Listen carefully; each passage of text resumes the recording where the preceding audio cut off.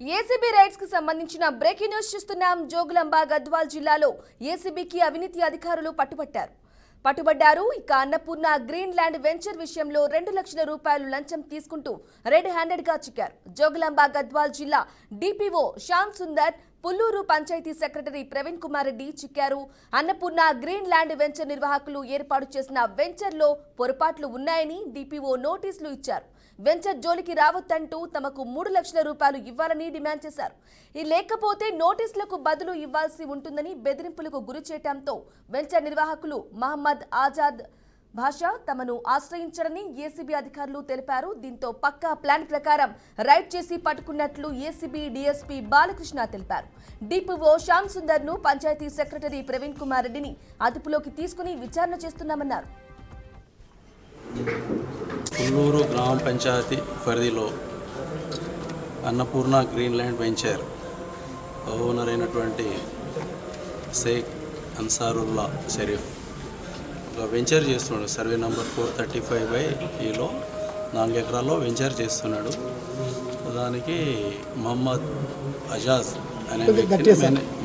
అజాజ్ అనే వ్యక్తిని మేనేజర్గా నియమించుకున్నాడు.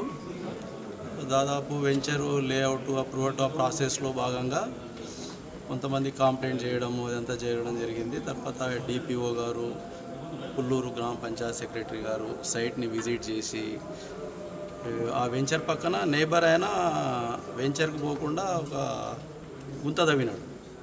దాని విషయంలో తర్వాత ప్లస్ సంబంధించినటువంటి ఇష్యూ విషయంలో డిపిఓ గారు నోటీస్ ఇష్యూ చేయడం జరిగింది ఓనర్ గారికి.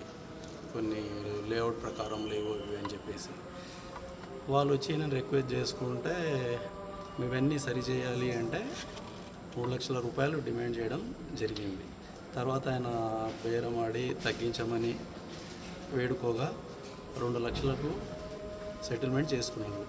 1.5 lakhs డిపిఓ గారికని, 50,000 రూపాయలు పంచాయత్ సెక్రటరీకని వాళ్ళు ఒక అంగీకారానికి వచ్చినారు. కంప్లైంట్కు డబ్బులు ఇవ్వడం ఇష్టం లేదు కాబట్టి మమ్మల్ని అప్రోచ్ కాగా మేము ఈరోజు ఉదయం crime number 1 RCT 2025 MBNR case register చేసి